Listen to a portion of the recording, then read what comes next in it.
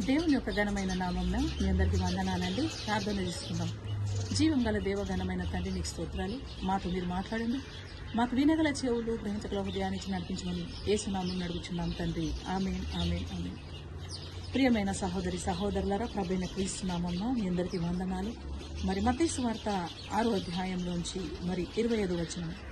అందువలన నేను మీతో చెప్పుకున్నది ఏమనగా, ఏమి తిందుమా, ఏమి త్రాగుదుమా అని నీ ప్రాణముల గురించి అనను, ఏమి ధరించుకుందుమా అని నీ దేహముల గురించి చింతించకుడి.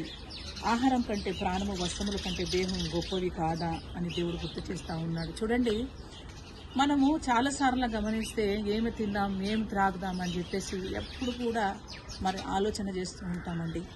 యేసు ప్రభు కూడా ఒక సందర్భంలో మాట్లాడుతూ అంటుంటారు, నాకు ఒక ఆహారం ఉంది అని చెప్పినప్పుడు శిష్యులు అనుకుంటారు, ఒక ఆహారం ఎక్కడి నుంచైనా ఎవరైనా తెస్తుండ్రేమో అంటే, యేసు ప్రభు వారి మనసులో ఉన్న ఆలోచనలు గుర్తుపట్టి గ్రహించేయమంటున్నారంటే, నేను చెప్తున్నది ఈ భూలోక సంబంధమైన ఆహారం కాదు.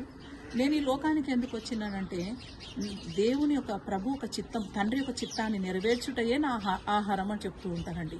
మనం కూడా చాలా సందర్భంలో ఏం తినాలి, ఏం త్రాగాలని అనుకుంటూ ఉంటాం.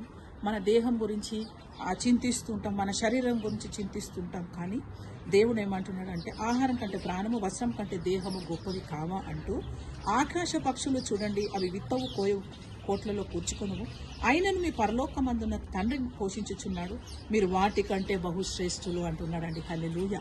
చూడండి, ఆకాశ పక్షులను చూడండి, అవి విత్తవు, కోయవు, కూర్చుకొను, కానీ ప్రభు దానిని పోషించుచున్నప్పుడు మరి మీకున్న కొరత ఆయనకు తెలియదా?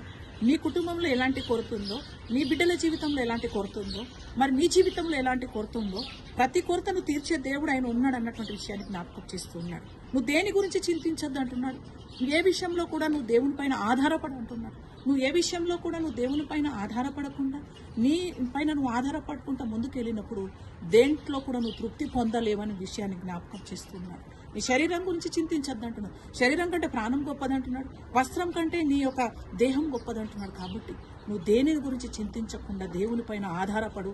మరి ఆకాశ పక్షులు ఎట్లా ఉన్నాయో అదే విధంగా వాటికంటే మనం శ్రేష్ఠులం అన్నటువంటి విషయాన్ని జ్ఞాపకం చేస్తూ దేవుడి మాటలు దీవించును గాక. ఆమేన్. వందనాలండి.